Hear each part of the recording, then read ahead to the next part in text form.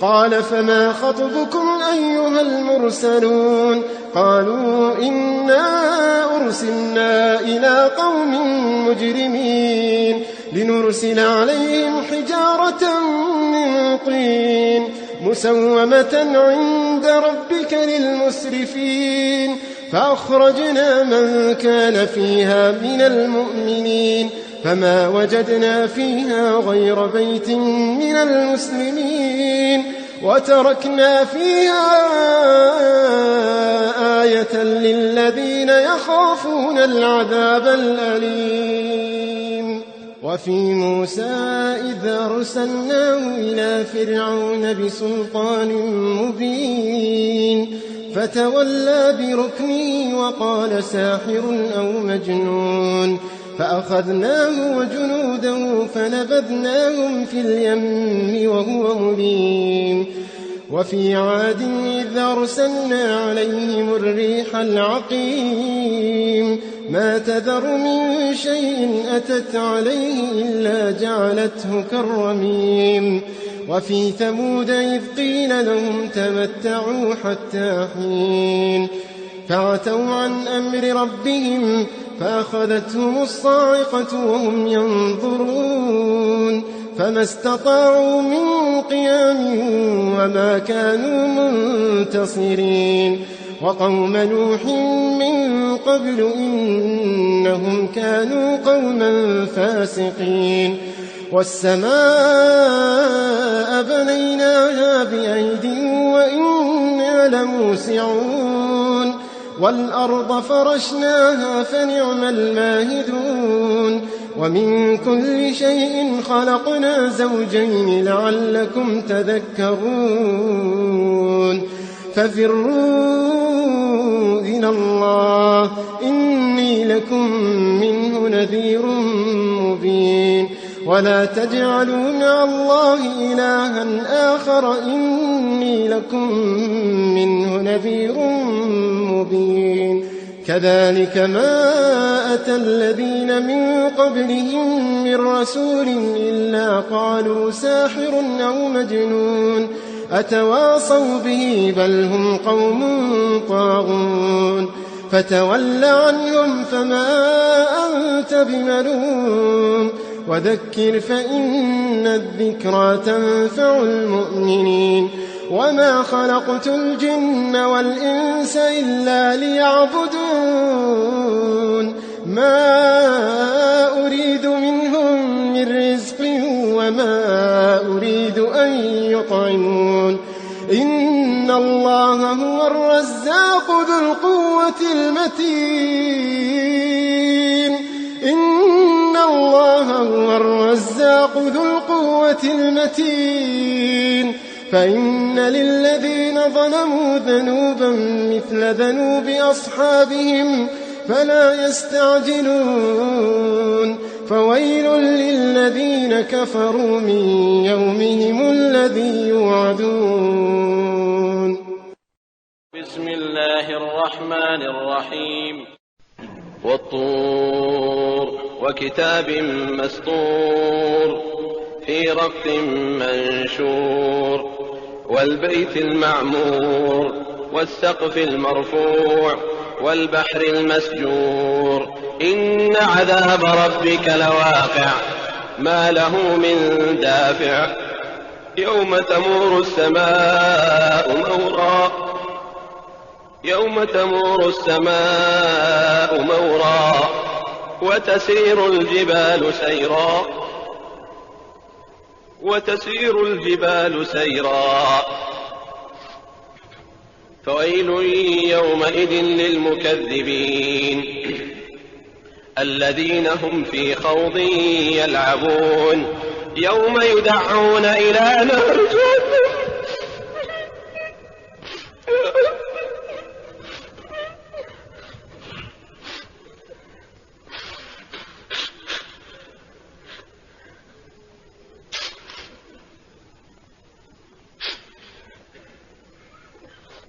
يوم يدعون إلى نار جهنم دعا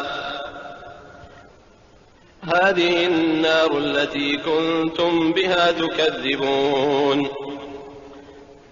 أفسحر هذا أم أنتم لا تبصرون اصلوها فاصبروا أو لا تصبروا سواء عليكم إنما تجزون ما كنتم تعملون إن المتقين في جنات ونعيم فاكهين بما آتاهم ربهم ووقاهم ربهم عذاب الجحيم كلوا واشربوا هنيئا بما كنتم تعملون متكئين على سرر مصفوفة وزوجناهم بحور عين والذين آمنوا واتبعتهم ذريتهم بإيمان ألحقنا بهم ذريتهم وما ألتناهم من عملهم من شيء كل امرئ بما كسب رهين وأمددناهم بفاكهة ولحم مما يشتهون يتنازعون فيها كأسا لا لغو فيها ولا تأثيم ويطوف عليهم غلمان لهم كأنهم لؤلؤ مكنون وأقبل بعضهم على بعض يتساءلون قالوا إنا كنا قبل في أهلنا مشفقين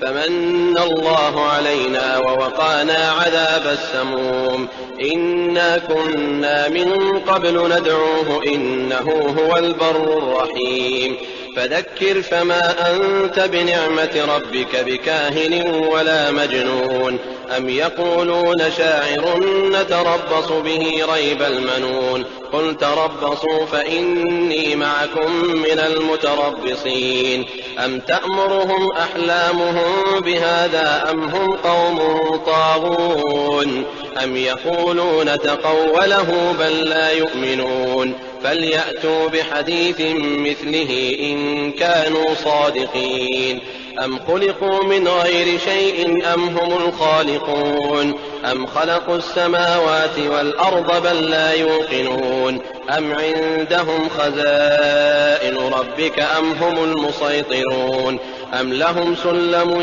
يستمعون فيه فليأت مستمعهم بسلطان مبين أم له البنات ولكم البنون أم تسألهم أجرا فهم من مغرم مثقلون أم عندهم الغيب فهم يكتبون أم يريدون كيدا فالذين كفروا هم المكيدون أم لهم إله غير الله سبحان الله عما يشركون وإن يروا كسفا من السماء ساقطا يقولوا سحاب مركوم فذرهم حتى يلاقوا يومهم الذي فيه يصعقون يوم لا يغني عنهم كيدهم شيئا ولا هم ينصرون وإن للذين ظلموا عذابا دون ذلك ولكن أكثرهم لا يعلمون واصبر لحكم ربك فإنك بأعيننا وسبح بحمد ربك حين تقوم ومن الليل فسبحه وإدبار النجوم بسم الله الرحمن الرحيم والنجم إذا هوى ما ضل صاحبكم وما غوى وما ينطق عن الهوى إن هو إلا وحي يوحى علمه شديد القوى ذو مرة فاستوى وهو بالأفق الأعلى ثم دنا فتدلى فكان قاب قوسين أو أدنى فأوحى إلى عبده ما أوحى ما كذب الفؤاد ما رأى أفتمارونه على ما يرى ولقد رآه نزلة أخرى عند سدرة المنتهى عندها جنة المأوى إذ يغشى السدرة ما يغشى ما زاغ البصر وما طغى لقد رأى من آيات ربه الكبرى أفرأيتم اللات والعزى ومناة الثالثة الأخرى ألكم الذكر وله الأنثى تلك إذا قسمة ضيزى إن هي إلا أسماء سميتموها أنتم وآباؤكم ما أنزل الله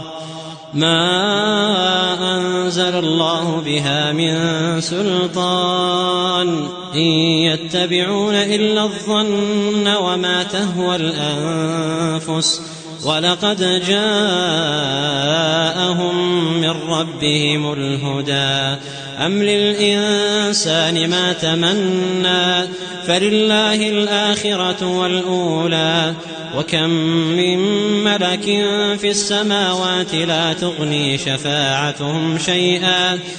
تغني شفاعتهم شيئا إلا من بعد أن يأذن الله لمن يشاء ويرضى إن الذين لا يؤمنون بالآخرة ليسمون الملائكة تسمية الأنثى وما لهم به من علم إن يتبعون إلا الظن وإن الظن لا يغني من الحق شيئا فأعرض عمن تولى عن ذكرنا ولم يرد إلا الحياة الدنيا ذلك مبلغهم من العلم إن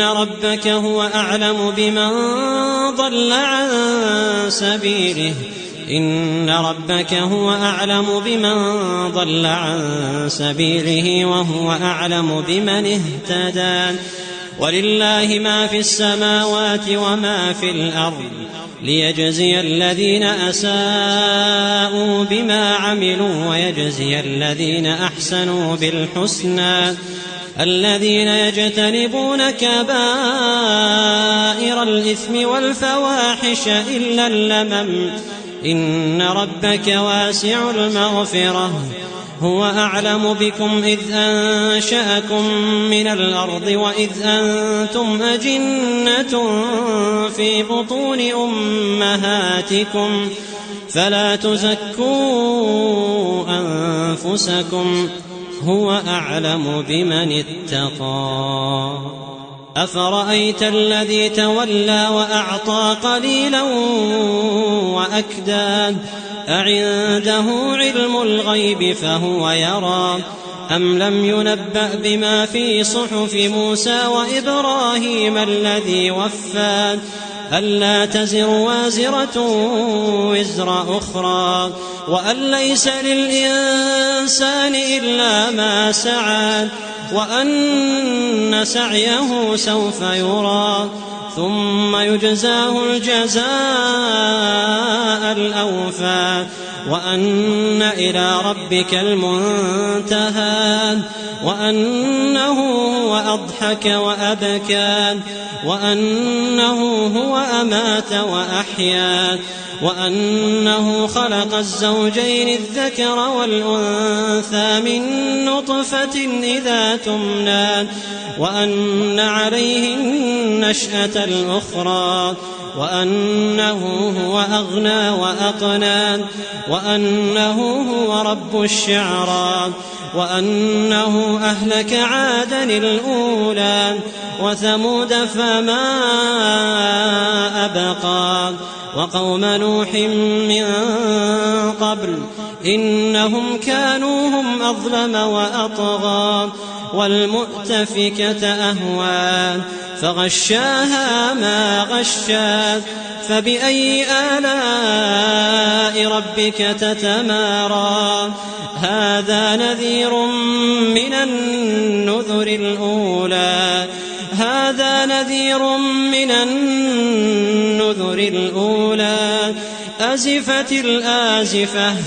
أزفت الآزفة ليس لها من دون الله كاشفة أزفت الآزفة ليس لها من دون الله كاشفة أفمن هذا الحديث تعجبون وتضحكون ولا تبكون وأنتم سامدون فاسجدوا لله واعبدوا. بسم الله الرحمن الرحيم. اقتربت الساعة وانشق القمر وإن يروا آية يعرضوا ويقولوا سحر مستمر وكذبوا واتبعوا أهواءهم وكل أمر مستقر ولقد جاءهم من الأنباء ما فيه مزدجر حكمة بالغة فما تغني النذر فتول عنهم يوم يدعو الداعي لا شيء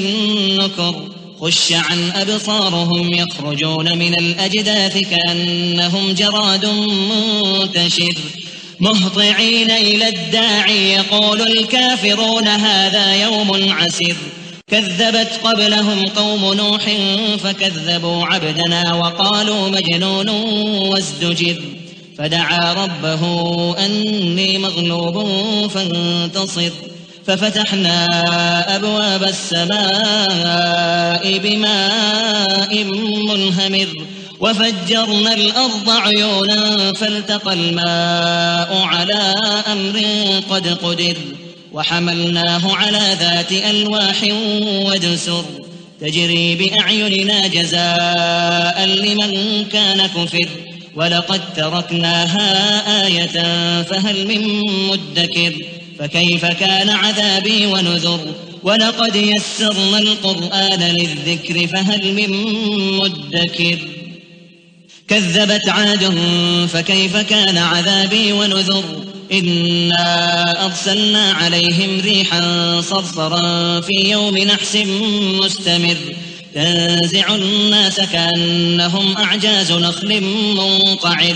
فكيف كان عذابي ونذر ولقد يسرنا القرآن للذكر فهل من مدكر كذبت ثمود بالنذر فقالوا أبشرا منا واحدا نتبعه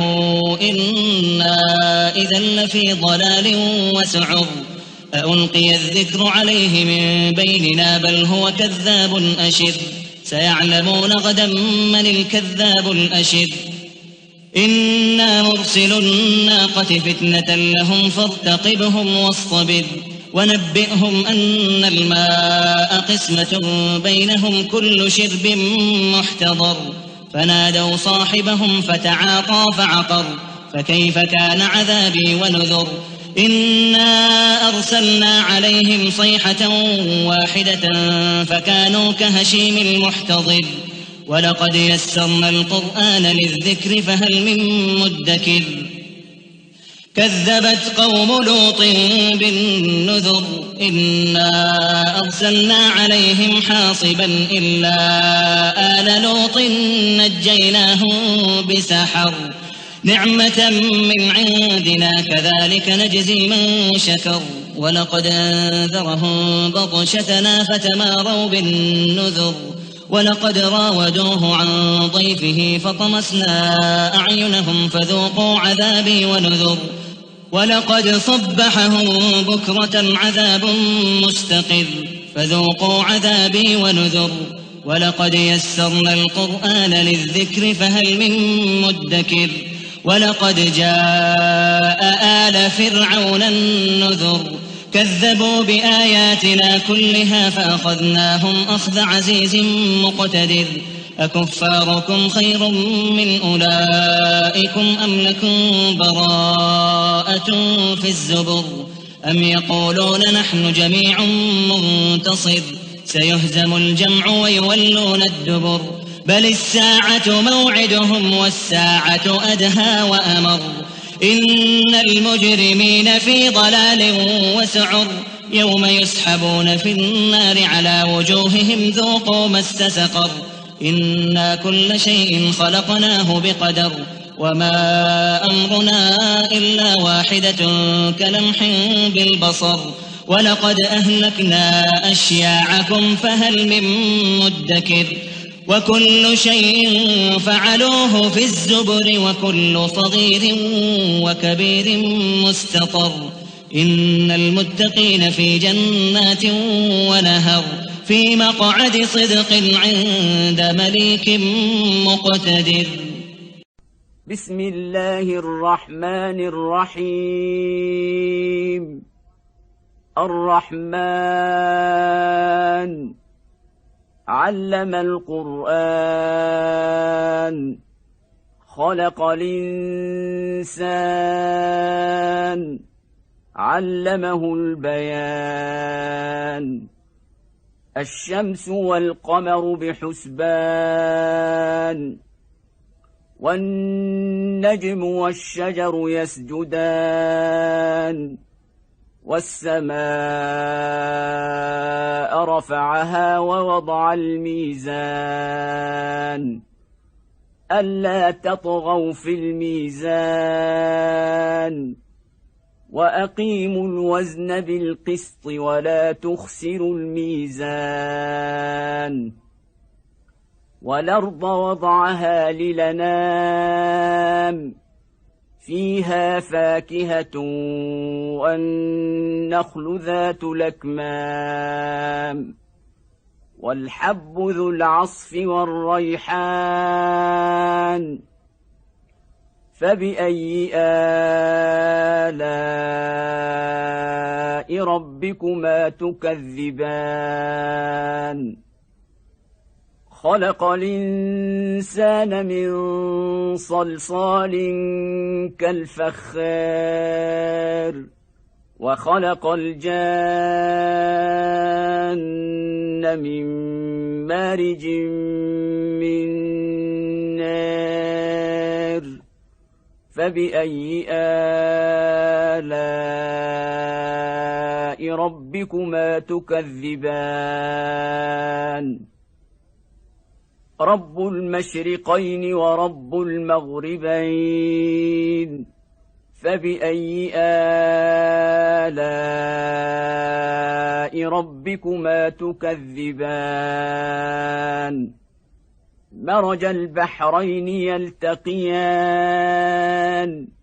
بينهما برزخ لا يبغيان فبأي آلاء ربكما تكذبان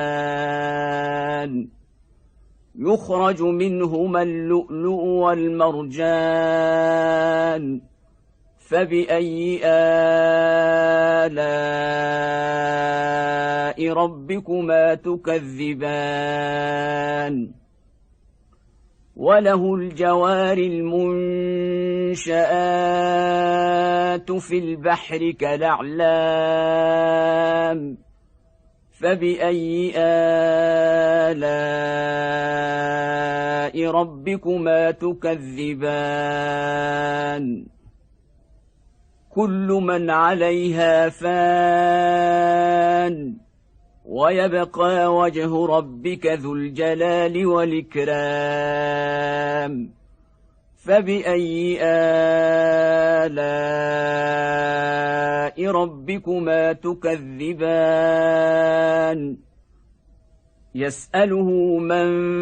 في السماوات والأرض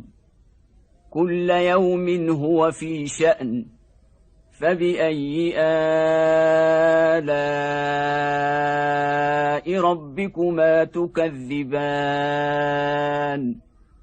سنفرغ لكم أيها الثقلان فبأي آلاء ربكما تكذبان يا معشر الجن والإنس إن استطعتم أن تنفذوا من أقطار السماوات والأرض فانفذوا لا تنفذون إلا بسلطان فبأي آلاء ربكما تكذبان يرسل عليكما شواظ من نار ونحاس فلا تنتصران فبأي آلاء ربكما تكذبان فإذا انشقت السماء فكانت وردة كالدهان فبأي آلاء ربكما تكذبان فيومئذ لا يسأل عن ذنبه إنس ولا جان فبأي آلاء ربكما تكذبان يعرف المجرمون بسيماهم فيوخذ بالنواصي والأقدام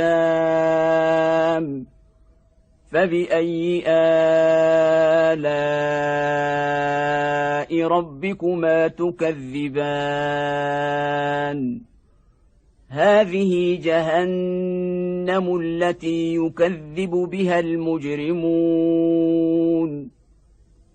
يطوفون بينها وبين حميم آن فبأي آلاء ربكما تكذبان ولمن خاف مقام ربه جنتان فبأي آلاء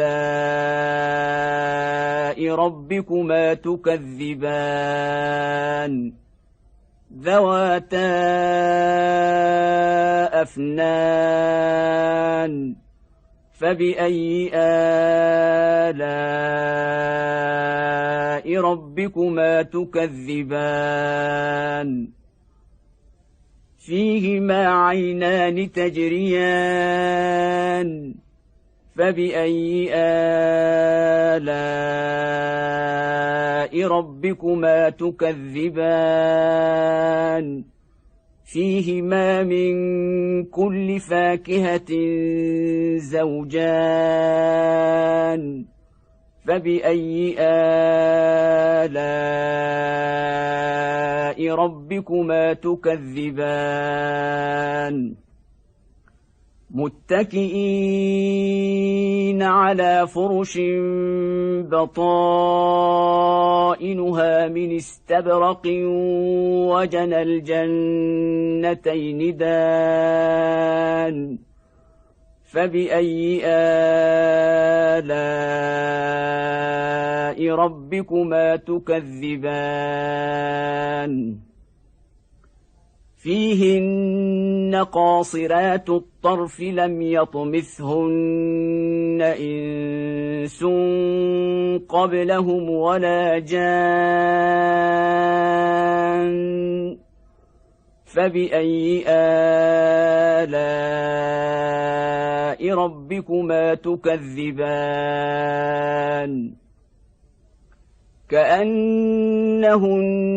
الياقوت والمرجان فبأي آلاء ربكما تكذبان هل جزاء الإحسان إلا الإحسان فبأي آلاء ربكما تكذبان ومن دونهما جنتان فبأي آلاء ربكما تكذبان مدهامتان فبأي آلاء ربكما ربكما تكذبان فيهما عينان نضاختان فبأي آلاء ربكما تكذبان فيهما فاكهة ونخل ورمان فبأي آلاء ربكما تكذبان فيهن خيرات حسان فبأي آلاء ربكما تكذبان حور مقصورات في الخيام فبأي آلاء ربكما تكذبان لم يطمثهن إنس قبلهم ولا جان فبأي آلاء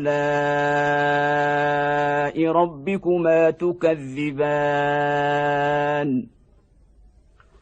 متكئين على رفرف خضر وعبقري حسان فبأي آلاء ربكما تكذبان تبارك اسم ربك ذي الجلال والإكرام بسم الله الرحمن الرحيم إذا وقعت الواقعة ليس لوقعتها كاذبة خافضة رافعة إذا رجت الأرض رجا وبست الجبال بسا فكانت هباء منبثا وكنتم أزواجا ثلاثة فأصحاب الميمنة ما أصحاب الميمنة وأصحاب المشأمة ما أصحاب المشأمة والسابقون السابقون أولئك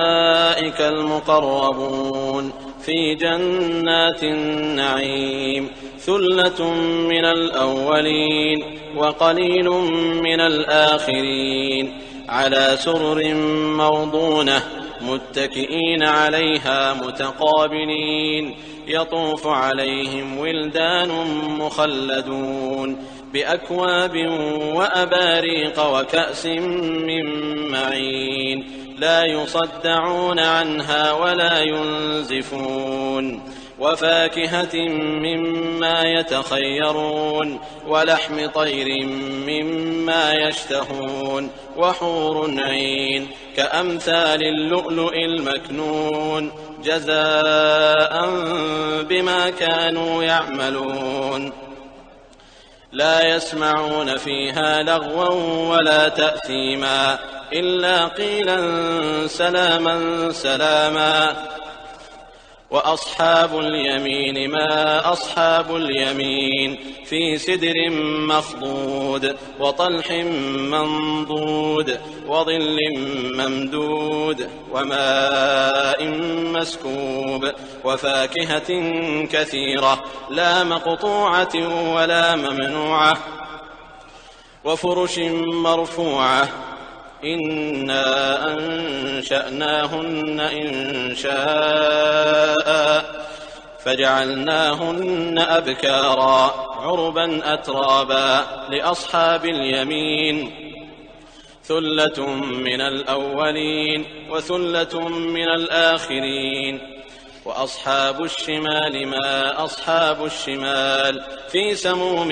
وحميم وظل من يحموم لا بارد ولا كريم إنهم كانوا قبل ذلك مترفين وكانوا يصرون على الحنث العظيم وكانوا يقولون أئذا متنا وكنا ترابا وعظاما أئنا لمبعوثون أو آباؤنا الأولون قل إن الأولين والآخرين لمجموعون إلى ميقات يوم معلوم ثم إنكم أيها الضالون المكذبون لآكلون من شجر من زقوم فمالئون منها البطون فشاربون عليه من الحميم فشاربون شرب الهيم هذا نزلهم يوم الدين نحن خلقناكم فلولا تصدقون أفرأيتم ما تمنون أأنتم تخلقونه أم نحن الخالقون نحن قدرنا بينكم الموت وما نحن بمسبوقين على أن نبدل أمثالكم وننشئكم فيما لا تعلمون ولقد علمتم النشأة الأولى فلولا تذكرون أفرأيتم ما تحرثون أأنتم تزرعونه أم نحن الزارعون لو نشاء لجعلناه حطاما فظلتم تفكهون إنا لمغرمون بل نحن محرومون أفرأيتم الماء الذي تشربون أأنتم أنزلتموه من المزن أم نحن المنزلون لو نشاء جعلناه أجاجا فلولا تشكرون أفرأيتم النار التي تورون أأنتم أنشأتم شجرتها أم نحن المنشئون نحن جعلناها تذكرة ومتاعا للمقوين فسبح باسم ربك العظيم فلا أقسم بمواقع النجوم وإنه لقسم لو تعلمون عظيم إنه لقرآن كريم في كتاب مكنون لا يمسه إلا المطهرون تنزيل من رب العالمين أفبهذا الحديث أنتم مدهنون وتجعلون رزقكم أنكم تكذبون فلولا إذا بلغت الحلقوم وأنتم حينئذ تنظرون ونحن أقرب إليه منكم ولكن لا تبصرون فلولا إن كنتم غير مدينين ترجعونها إن كنتم صادقين فأما إن كان من المقربين فروح وريحان وجنة نعيم وأما إن كان من أصحاب اليمين فسلام لك من أصحاب اليمين وأما إن كان من المكذبين الضالين فنزل من حميم وتصلية جحيم إن هذا لهو حق اليقين فسبح باسم ربك العظيم بسم الله الرحمن الرحيم سبح لله ما في السماوات والأرض وهو العزيز الحكيم له ملك السماوات والأرض يحيي ويميت وهو على كل شيء قدير هو الأول والآخر والظاهر والباطن وهو بكل شيء عليم هو الذي خلق السماوات والأرض في 6 أيام ثم استوى على العرش يعلم ما يلج في الأرض وما يخرج منها وما ينزل من السماء وما يعرج فيها وهو معكم أينما كنتم والله بما تعملون بصير له ملك السماوات والأرض وإلى الله ترجع الأمور يولج الليل في النهار ويولج النهار في الليل وهو عليم بذات الصدور آمنوا بالله ورسوله وأنفقوا مما جعلكم مستخلفين فيه فالذين آمنوا منكم وأنفقوا لهم أجر كبير.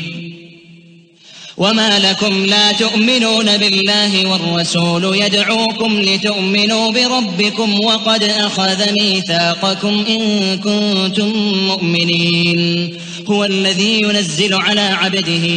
آيات بينات ليخرجكم من الظلمات إلى النور وإن الله بكم لرءوف رحيم. وما لكم ألا تنفقوا في سبيل الله ولله ميراث السماوات والأرض لا يستوي منكم من أنفق من قبل الفتح وقاتل أولئك أعظم درجة من الذين أنفقوا من بعد وقاتلوا وكلا وعد الله الحسنى والله بما تعملون خبير. من ذا الذي يقرض الله قرضا حسنا فيضاعفه له وله أجر كريم. يوم ترى المؤمنين والمؤمنات يسعى نورهم بين أيديهم وبأيمانهم بشراكم اليوم جنات تجري من تحتها الأنهار خالدين فيها ذلك هو الفوز العظيم. يوم يقول المنافقون والمنافقات للذين آمنوا انظرونا نقتبس من نوركم قيل ارجعوا وراءكم فالتمسوا نورا فضرب بينهم بسور له باب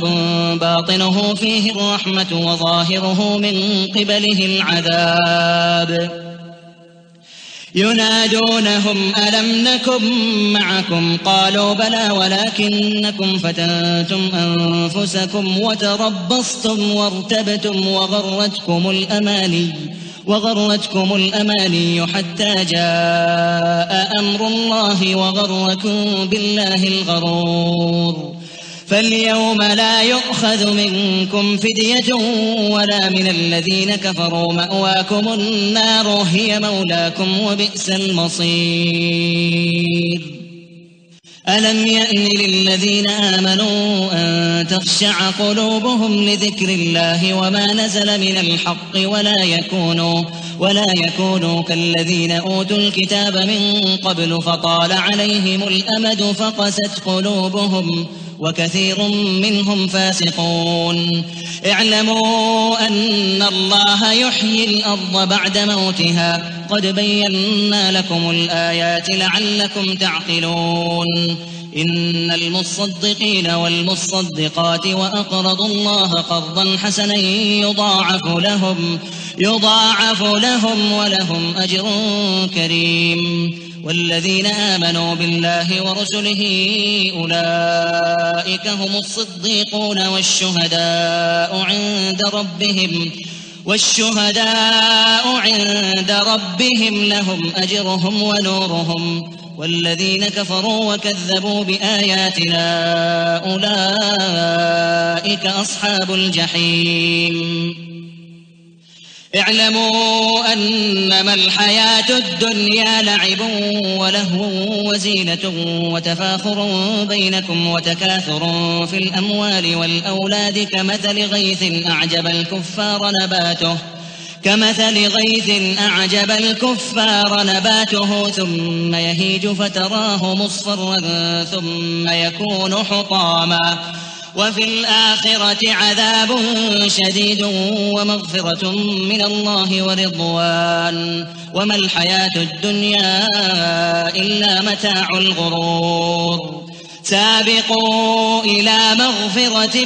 من ربكم وجنة عرضها كعرض السماء والأرض أعدت للذين آمنوا بالله ورسله ذلك فضل الله يؤتيه من يشاء والله ذو الفضل العظيم.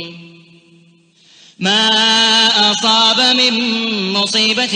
في الأرض ولا في أنفسكم إلا في كتاب من قبل أن نبرأها إن ذلك على الله يسير. لكي لا تأسوا على ما فاتكم ولا تفرحوا بما آتاكم والله لا يحب كل مختال فخور الذين يبخلون ويأمرون الناس بالبخل ومن يتول فإن الله هو الغني الحميد لقد أرسلنا رسلنا بالبينات وأنزلنا معهم الكتاب والميزان ليقوم الناس بالقسط وأنزلنا الحديد فيه بأس شديد ومنافع للناس وليعلم الله من ينصره ورسله بالغيب إن الله قوي عزيز ولقد أرسلنا نوحا وإبراهيم وجعلنا في ذريتهما النبوة والكتاب فمنهم مهتد وكثير منهم فاسقون ثم قفينا على آثارهم برسلنا وقفينا بعيسى ابن مريم وآتيناه الإنجيل وجعلنا في قلوب الذين اتبعوه رأفة ورحمة ورهبانية ابتدعوها ما كتبناها عليهم إلا ابتغاء رضوان الله فما رعوها حق رعايتها فآتينا الذين آمنوا منهم أجرهم وكثير منهم فاسقون يا أيها الذين آمنوا اتقوا الله وآمنوا برسوله يؤتكم كفلين من رحمته ويجعل لكم نورا تمشون به ويغفر لكم والله غفور رحيم لئلا يعلم أهل الكتاب ألا يقدرون على شيء من فضل الله وأن الفضل بيد الله يؤتيه من يشاء والله ذو الفضل العظيم